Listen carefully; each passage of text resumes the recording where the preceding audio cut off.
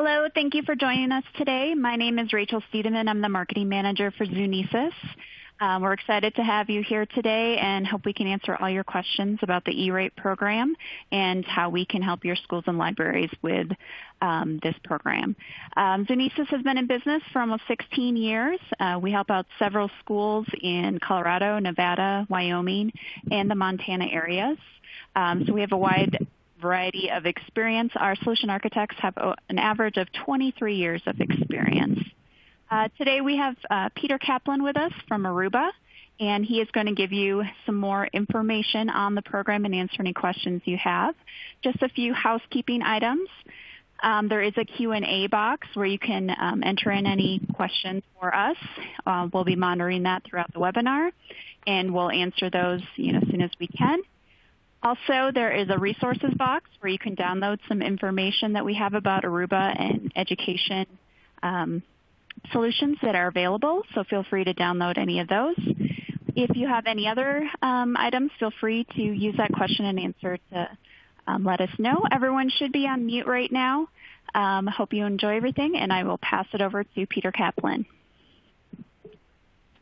Rachel, thank you. Really appreciate you putting on this important webinar on E-RATE and how schools are opening up, what technologies they may be thinking about as they are opening up safely. So yes, my name is Peter Kaplan, and I'm the Aruba National K-12 E-RATE Channel Manager. While I've been at Aruba for the last year, for the last 18 years, I worked for a nationwide E-RATE consulting firm called Funds for Learning. And before that, I had the pleasure of working for the American Library Association in their lobbying office in Washington, D.C., and just have great admiration for the K-12 and library communities. While this presentation is going to be focusing on demystifying the E-RATE program, what is it, and E-RATE 101, oftentimes school districts may have been participating in the E-RATE program for the last 10, 15, 20 years, but the people that are handling the E-RATE, oftentimes they change every other year or every year, and it's important for them to have some idea, okay, these are the time frames, these are the deadlines, this is the process, these are some additional resources where I can turn to get some questions answered. So that's what we want to do today. So normally I would have the, apologize, hey, Rachel, there it is, I apologize, okay, so resources, I apologize. Normally I'll have the resources at the end of the presentation, but I wanted to, this gives me an opportunity to remind you that learning E-RATE is a process. It doesn't happen by sitting at a training for 45 minutes or even attending a USAC training that they have in the fall that's maybe half a day or 3/4 of a day. It's a process that takes time. And here are some resources. So USAC has a website, www.usac.org. They have an E-RATE section, and if you go to the applicant section, there are step-by-step of what the applicant process is. There are directions on how to fill out the forms. There's actually some online videos, anywhere from 2 minutes to an hour on the process.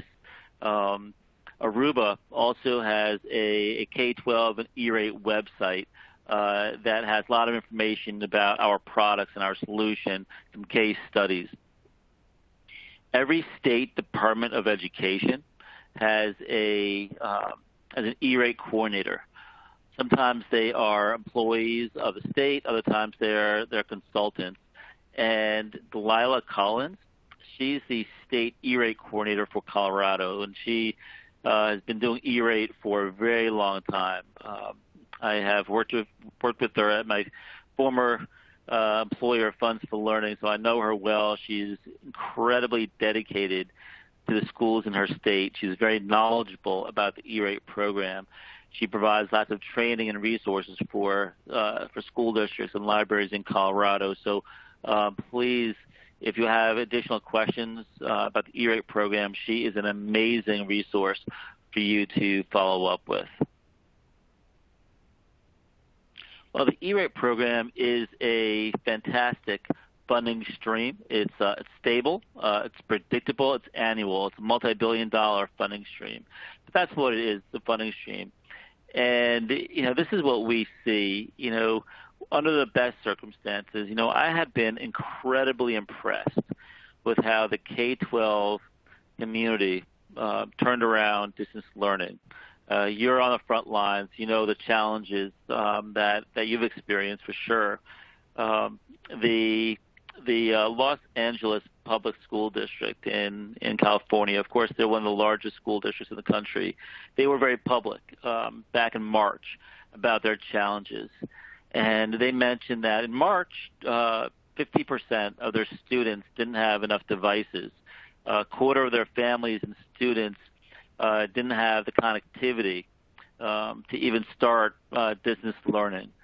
While industry, I think, had stepped up in many ways, providing Chromebooks and discounted or free internet access to these families. All that really was a Band-Aid.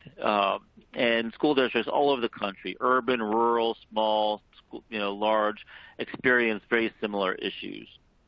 And this issue, of course, has been around for 20-plus years. We've been calling this the digital divide for 20-plus years, and now all of a sudden, I'm sure you've heard the term homework gap. This is now called the homework gap, and school districts are asked to solve this. It's known as digital equity, in literally over the summer, with limited resources, and quite frankly, have done just an admirable job trying to ensure your communities are connected. But it's still a challenge. There's still millions of students on the wrong side of the homework gap.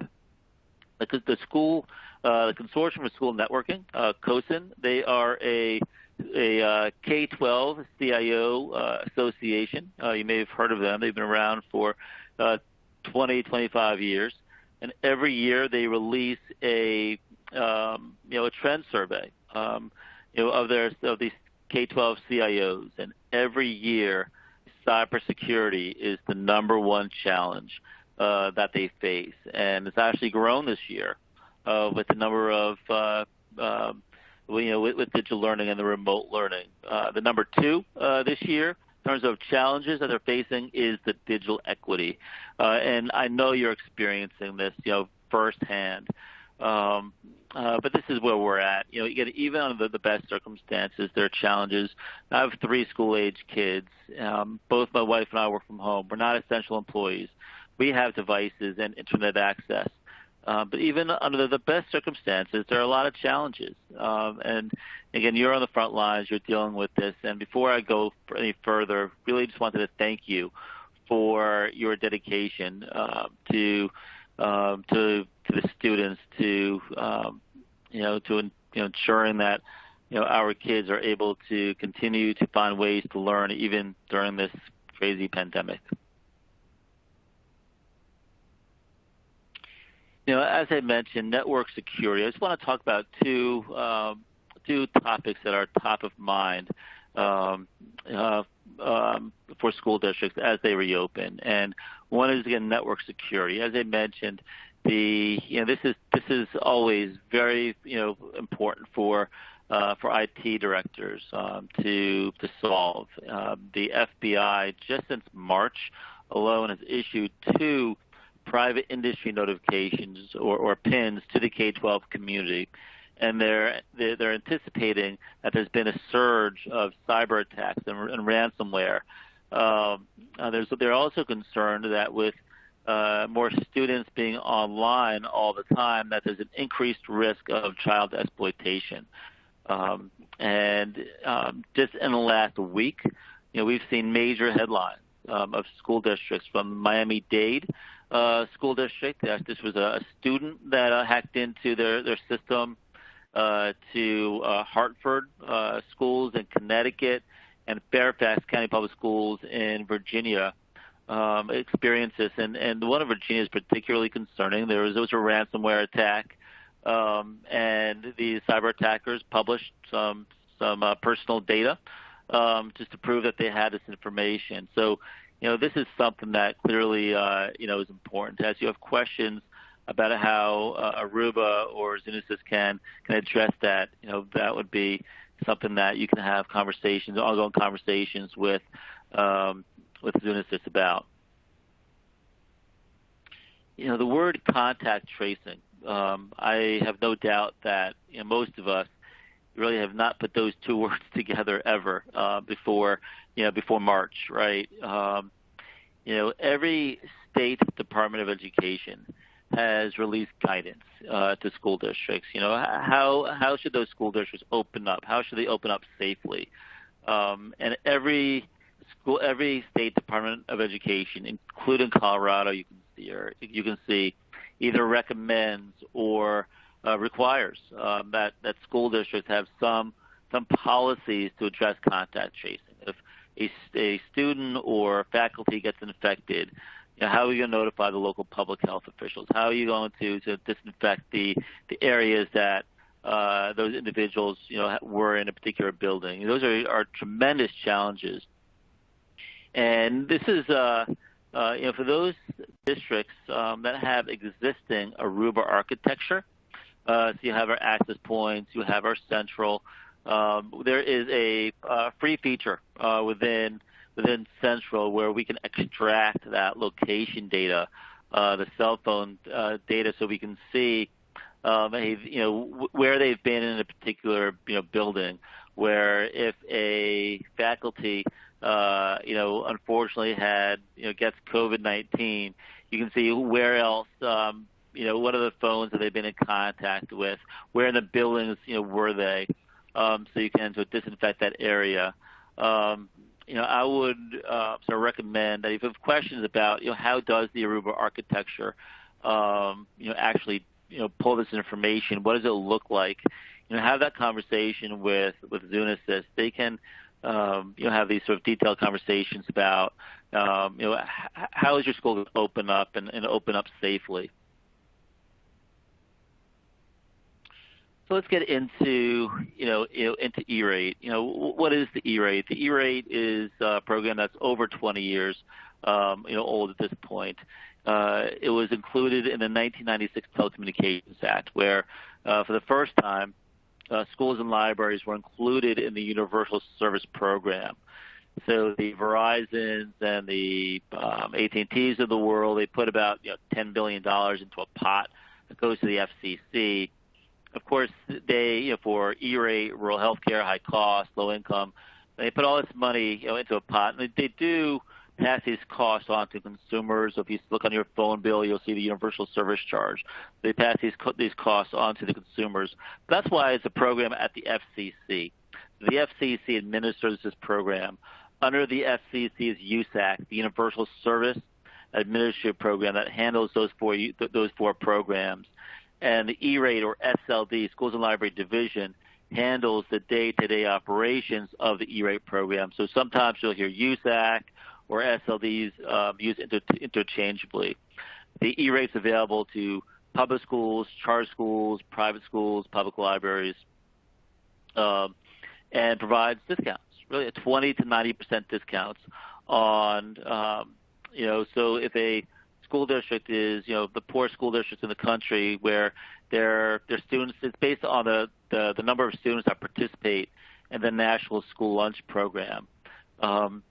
So if they're at a 90% school, they only need to come up with 10 cents on the dollar. And that's why this program is so powerful, and why school districts, and why the program is so popular, because they really leverage the E-RATE for networking. For Category 2, where the Aruba solutions fall, schools get between 20 and 85% on the Category 2, which again we'll get into kind of what Category 1 and Category 2 is.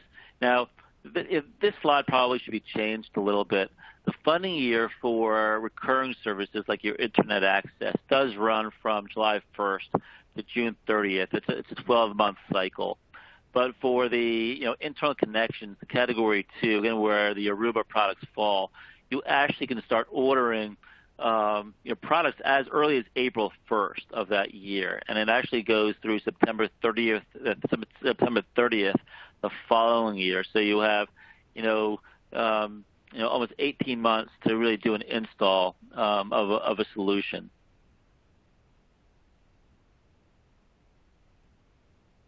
I want to just put this into perspective. In 2020, there were about close to $3 billion that was requested.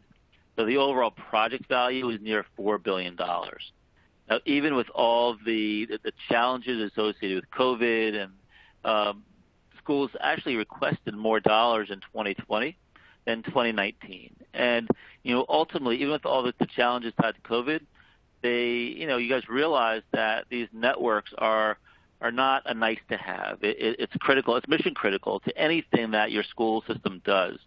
And I wanted to again compare that to what school districts in Colorado had requested, which was about $31 million, and as of now committed about $20 million. And most of that was for the category 1, which is the internet access.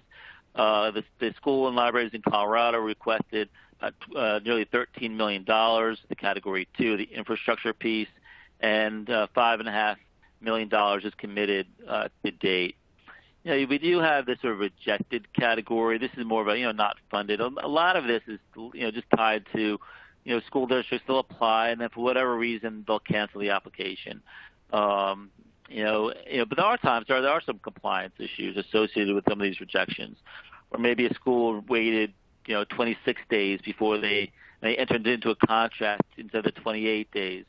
But there is a common denial that I do want to talk about. So every school district in the country does have a category 2 budget, and we'll talk about that.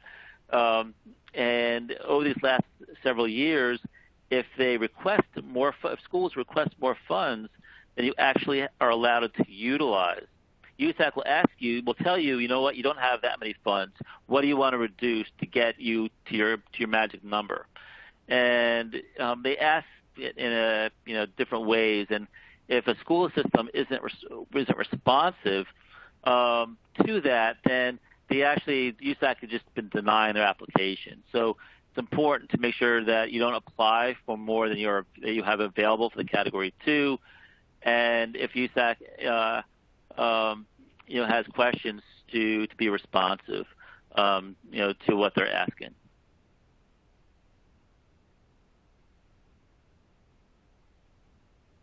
And here's again just a breakdown from this past year. Most of this was tied to schools. Certainly, smaller was tied to libraries. These sort of schools would be these individual schools are more private schools or charter schools. Again, are completely eligible to apply for the E-rate. There are charter schools, for example. There may be a charter school organization like a KIP, for example, where they may apply on behalf of a bunch of their charter schools, and they'll form a consortium, and that's what that is referring to.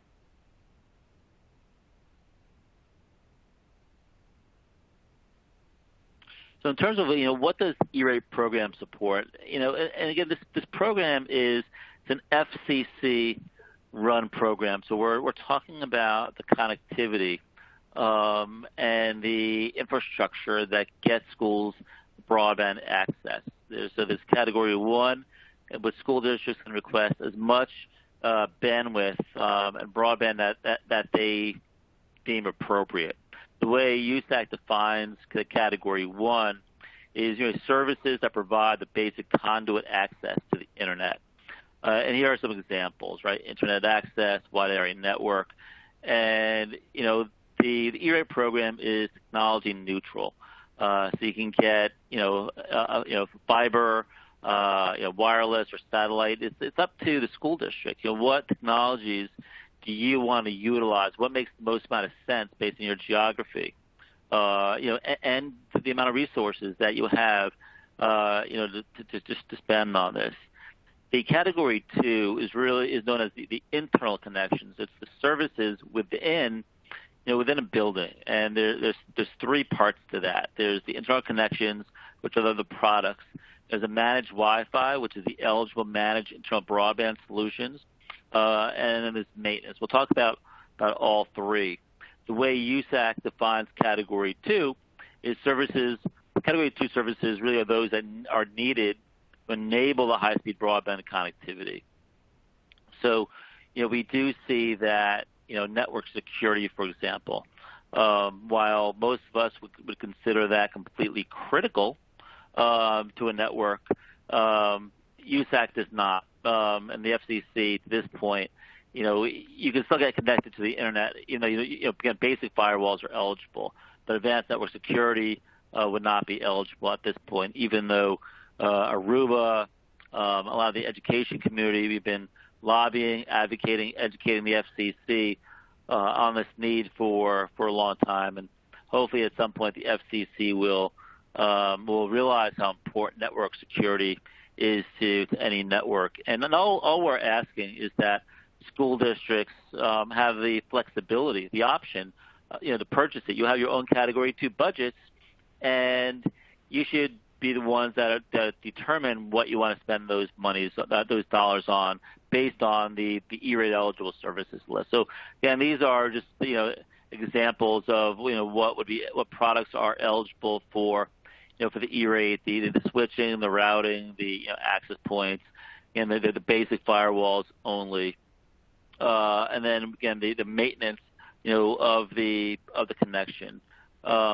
So again, unbundled warranties would not be eligible. So basically, again, what we're talking about are where a manufacturer may say, for X amount of dollars, we'll give you a warranty for the next 5 years, regardless if you utilize the product, the service or not. USAC doesn't want to pay for something that you don't utilize, so you can get reimbursed as you utilize dollars. And again, we'll talk more about the basic maintenance.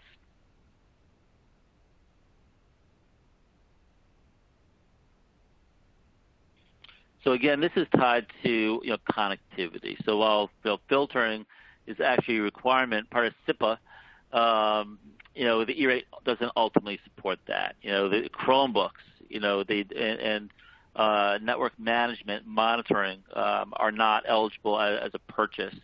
Again, as of today, we're really talking about the connectivity that is necessary for the transport of the broadband.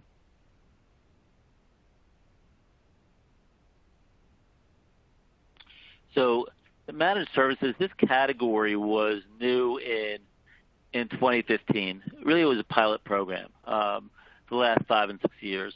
But when the FCC released a new Category 2 regulations in December of 2020, they made this managed Wi-Fi a permanent part of the E-rate program. And again, the way USAC defines this managed internal broadband services or MIBS is this, it's services provided by a third party for the operation, management, and monitoring of eligible broadband internal connections are eligible. So under internal connections, you aren't able to get, for example, the Aruba Airwave solution that monitors the network.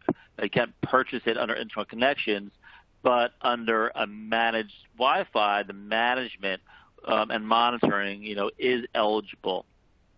Now, managed Wi-Fi, the MIBS, the way, again, in terms of the way USAC classifies this, is it's a recurring service, which could be billed on a flat fee, price per equipment, hourly, monthly, annual. But this service runs from July 1st to June 30th. It's a 12-month cycle. It's not like the internal connections where you have that 18-month cycle from April to September 30th the following year to do an install. This is a 12-month cycle. And we are seeing that this is becoming a little more popular with school districts. And I think because the FCC has now deemed this a permanent part of the eligible services list, that we should see more school districts. I would imagine we'll explore this opportunity. So basic maintenance, this is exactly sort of what how it's defined, is that it's just a basic technical support, basic repair and upkeep, wire and cable and maintenance, any configuration changes, software upgrades. It's really this kind of break fix approach. If something breaks, then you're going to fix it. They don't want to pay. They don't want a school district to pay, a vendor, $1 million for an unbundled warranty, and then maybe nothing breaks. You don't utilize those dollars. So the basic maintenance is for, it's limited to exactly what it says. The basic repair and upkeep. And this is also a 12-month cycle from July 1st to June 30th. The basic maintenance does not come with the same 18-month cycle as the internal connections piece of it, Category 2.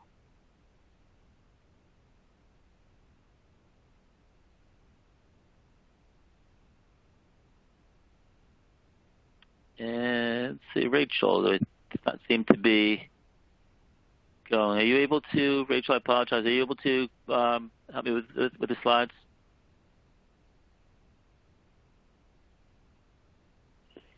Yes, I just advanced it, so it's showing that it advanced to the next page from what I'm seeing. Okay. Oh, okay. I don't see that at all here. Apologize. I can't. Just says it's on page 14 of 27. I have it on 15 right now. Yeah, mine shows 15 too, Peter. Okay.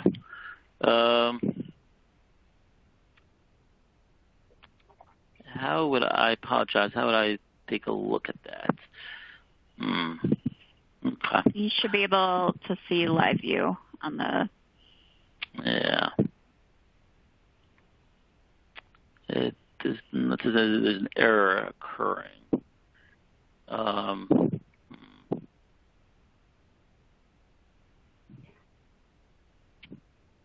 Okay. Well, I'll go ahead and just kind of continue to talk. If I'm not sure why it's not able to do what I can see, but it's okay. I will continue to talk about the E-rate program. Let me talk about Rachel, I'm going to ask you to kind of continue to advance the slides as you see appropriate, and we'll kind of just go from there. So let me talk about the overall process. The E-rate program has several steps. Of course, the devil, of course, are in the details. And that's one of the reasons why it's important to sort of understand what your resources are when you have questions. But the overall framework of the E-rate program is, typically in the fall, school districts will, they start their procurement. It's October, November, December, January. Every month, school districts, they post more and more Form 470s. A Form 470, all it is it's a simple form that you list all the services and products that you're looking for. And you don't necessarily need to have a formal RFP associated with the Form 470 per E-rate regulations. You need to comply with your own state and local regulations. So if you're purchasing something that is over $25,000, for example, in your local regulations that you need to have an RFP, then you need to release the RFP, at the same time that you release the Form 470. And the 470, you list all the products and services you're looking for. Once once you release that, then vendors like Zunesis will respond to those opportunities. As long as price is weighted the most, that's what USAC is going to want to look at. There can be all sorts of other criteria. You can have price weighted at 50%, and then have a few other categories, and and prices, the largest thing you're thinking about. Or you can have prices weighted as 20%, and I have other categories, 19, 19, 19, 19. As long as you have these other categories as under 20%, then whatever is important to you, in terms of your own local decision making and your evaluation. That's what you want to think about when you're crafting a bid evaluation. Again, it's up to you. USAC, the only regulation that USAC has is that you need to wait a minimum of 28 days when you're evaluating opportunities.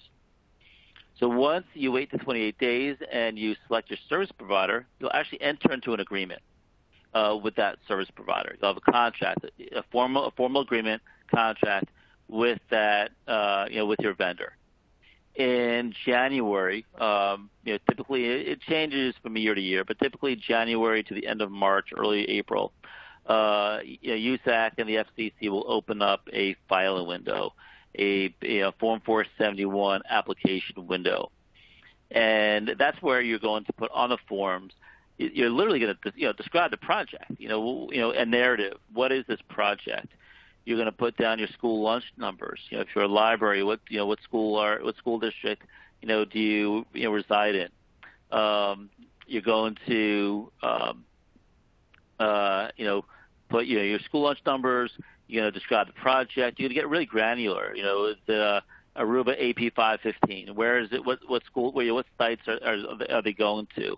Now that goes on the Form 471. In the spring, summer, fall time period, USAC is going to review these applications. Now, it may take USAC a month to review these applications, or it may take them, a year to review the applications. So if the 471 window opens on January 15th, and you're ready to go and submit your 471 on February 1st, that's great, because they're going to review those applications first as they come in. And when those early funding waves are released, in June, you're going to be one of these early schools that know, hey, I got this funding and my project can start. If you wait until, the last 42, 48, 72 hours of the 471 window, your application may be in the bottom of the pile. Responsiveness to USAC questions. So what is even USAC going to ask you, right? They'll confirm during this application review, they'll confirm that this was a fair, open, competitive bidding. You may have to send them all the RFP responses, your bid evaluation. They want to confirm that there was a fair, open, competitive bidding, that these products are eligible at eligible sites. They may want to confirm your school lunch numbers. There's lots of back and forth. And, the more responsive you are, the quicker you'll get these, you'll get a funding commitment decision letter. If it's been, 3 weeks, even 2 weeks, 2 and 3 weeks, and you have not heard from your application reviewer, it is completely appropriate to be an advocate and reach out to USAC and inquire with them, hey, do you have everything that you need to make a determination? It's been 2 weeks and I haven't heard from you. What else do you need from me? It's appropriate to be an advocate, on your behalf. So once there's a funding commitment decision letter, so at some point USAC, they look at all the information in there, they send you a letter, and they'll send Zunesis a letter, right? And it says you have $100,000 to draw down upon. At that point, you can start that project. Now, there are a couple of things in terms of getting paid that are really important. Let's talk about one from a service provider perspective and one from an applicant perspective. Okay, the applicant, you guys, once you receive your funding commitment decision letter, you need to submit your Form 486. You have 120 days from when you receive your funding letter to when you receive, or when services start, whichever is later, to submit your Form 486. It tells USAC that you're SIPA compliant, that your services have started, and that we should be able to get our invoices paid now. But it is a moving target. When services start, when you receive your funding letter, whichever is later, you have 120 days to get that to USAC. If you don't get in a certain time frame, then the funding gets reduced, and neither you nor your service provider or your partner, your vendor, can receive reimbursement until that Form 486 gets processed. Now, from a vendor perspective, every year they need to file their Form 473. We recommend that they fill that out around the June, July timeframe. The Form 473, the form that your vendors will fill out, and it certifies to USAC that they're not going to commit fraud, that they understand their roles, responsibilities, obligations by their participation in the E-rate program. So, those two forms are critical in terms of ensuring a smooth service and delivery sort of aspect to the E-rate program. Now, there are two different ways, and again, I apologize that I'm not able to move the slides one way or another. I know that Rachel will forward these slides to you, after the call as well. So there are two ways to get paid. If a school district, if they have enough funds to pay the service provider 100%, then you can pay your service provider 100%, and then you can get reimbursed from USAC by going through the BEAR process, the Form 472. You may ask, well, why would I want to do that? Why don't I just ask my service provider for discounted invoices? So there is an advantage. So while the E-rate is very prescriptive of what these dollars can be utilized on, right, the reimbursement of those funds can be utilized for additional technology spending that E-rate doesn't support. So, for example, there are a lot of technology directors that have the reimbursement funds go directly back into technology. So you can, if you're concerned about security, you can get the Aruba ClearPass solution. But things that E-rate does not support, that reimbursement, you can spend on anything technology related, on Chromebooks. So it's actually very important if you can, again, if you're able to pay the service provider 100%.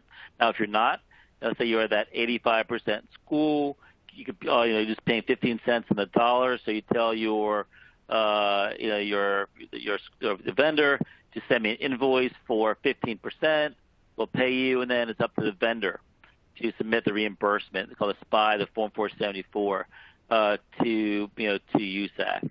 But again, that is the power of this E-rate program, that schools really do get to leverage the E-rate for additional technology spending. Now, it is completely appropriate, for vendors to talk to you before you issue. Once you issue the Form 470, you do want to have a hands-off approach. You don't want to taint the competitive bidding. But it is completely appropriate to talk with E-rate vendors about their technology, about their story, about E-rate, and get a better sense of what technologies are out there, what are other school districts doing, and you can get that information from technology vendors that you're working with.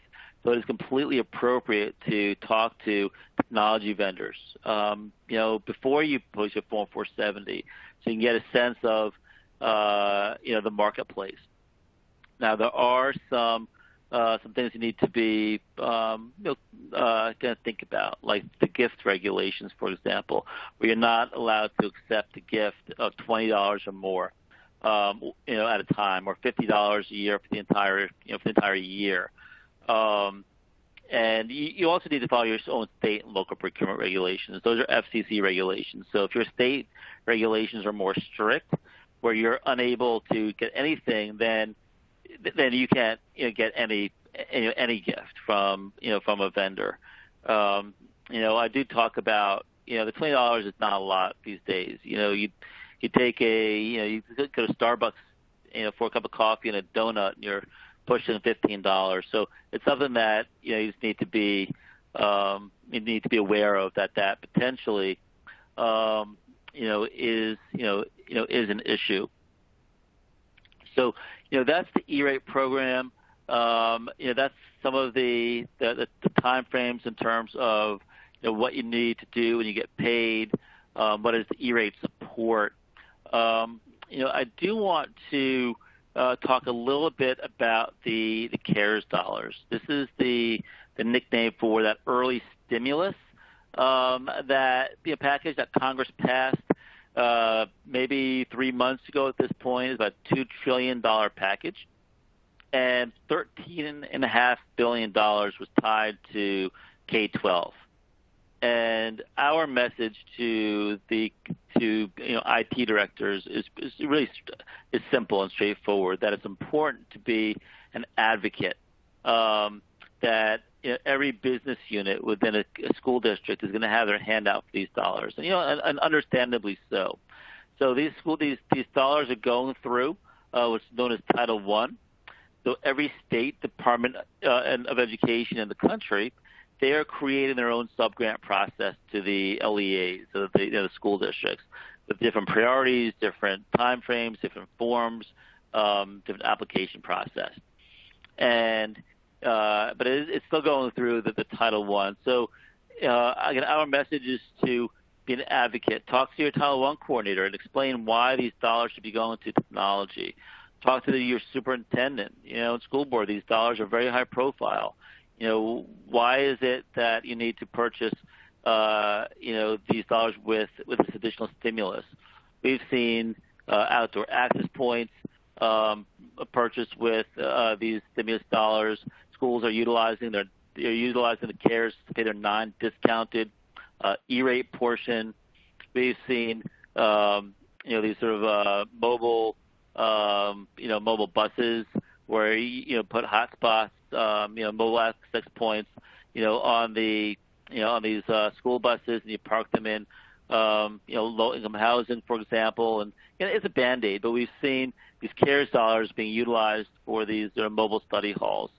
And for ClearPass, again, that's not E-rate eligible, but it's still, a critical component of any architecture. And the nice thing about ClearPass, it actually does work on any brand, on any architecture. And one of the early things that I kind of talked about was digital equity. And school districts are working feverishly over these last several months, and trying to ensure digital equity. And their students have devices. Do you have connectivity? And many school districts have purchased hotspots, and they're now experiencing supply chain issues, as many of these hotspots, they don't address security, network compliance, support, IT management capabilities. So we have seen school districts are turning to the Aruba remote access point solutions, turning them into mobile hotspots that actually address all these issues to ensure privacy, confidentiality. They ensure they're secure, and basically it extends the district office right to the student's home. So in other words, students connect the same network they would be using if they were sitting in the classroom. The Aruba's racks, they support strong authentication, encryption, can enforce role-based access controls. The students are connecting to the district's SSID. All those established content and web filtering, as well as HIPAA compliant policies, are all enforced, with the RAP. So it's a better solution than some of the unsecure hotspots that we've seen. So that's something to consider. If you have questions tied to contact tracing, tied to network security, or these mobile hotspots, the RAP solution, you can reach out to Zunesis. Our products that just kind of finish with the E-rate again. The products that Aruba has that is E-rate supported, of course, is the access point, the switching, the controllers, is all eligible for for E-rate. The maintenance, foundation care would be eligible. The Airwave, which as a purchase would not be eligible because that's more for managing or monitoring. But in the managed Wi-Fi, the MIB solution, that could be eligible. HPE's Green Lake service would be eligible under under the MIBS offering. So if you have questions tied to Aruba's eligibility, we have a lot of information on our website tied to product eligibility. Reach out to your Zunesis rep, and they could talk to you about the products that we have. The E-rate is, wanted to kind of end with this, is a kind of stable, predictable funding stream. And it was so smart of those bipartisan it was really a bipartisan program that Congress started, have this included as an FCC program where it's not subject to the annual sort of political whims of Congress where the funding goes up or down. This is a permanent program. It's over 20 plus years. And if you have any questions, I'm available to have conversations at erate@hpe.com.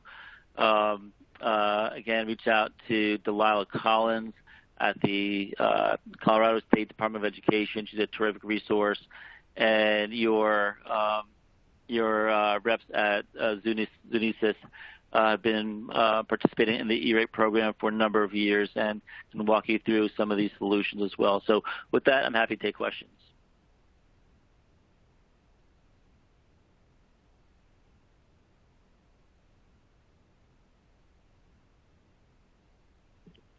All right, thank you, Peter. I'm not seeing any questions right now. If you guys do have any, feel free to submit them. Wanted to let you know as well, we do have a webinar next week on Aruba ESP if you'd like to learn more about Aruba's latest solution. And we also have a few other events coming up in October, so please visit our special events page on Zunesis.com and feel free to sign up for any of those.